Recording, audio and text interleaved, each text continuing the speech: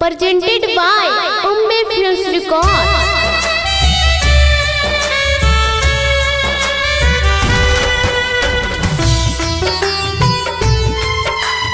Ambe Films Recording Studio, गया।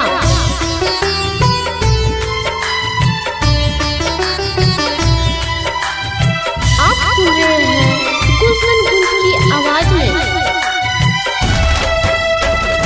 छप गेल काट जानू लाग तोहरा दिया कर दे पगला के वीरान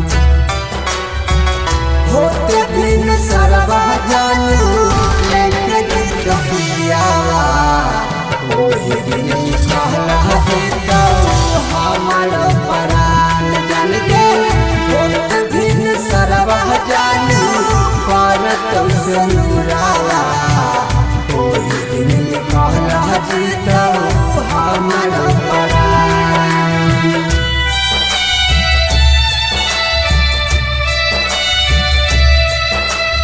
अम्बे फिल्म्स रिकॉर्डिंग स्टूडियो, गया।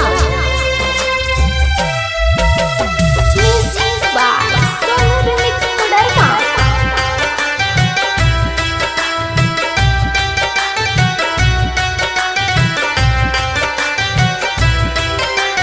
बड़ी याद है तो जानू मिलल बागीचा कैसे के देनी तू तेज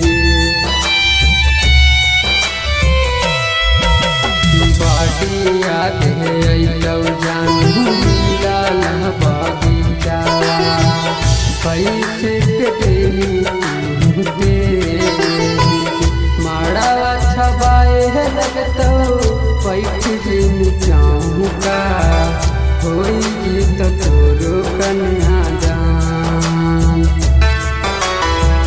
होते दिन सरवा जानू लेके तपियावा ओही दिन कहला देता हमारा प्राण जान के होते दिन सरवा जानू पर तो मुराला ओही दिन कहला जीता हमारा प्राण।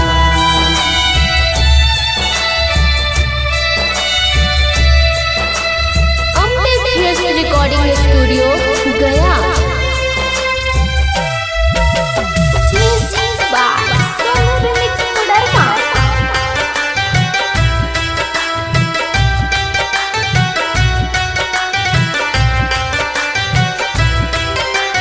होई जई हमारो नजरिया से दूर गे कैलियो कतोरा से कसूर गे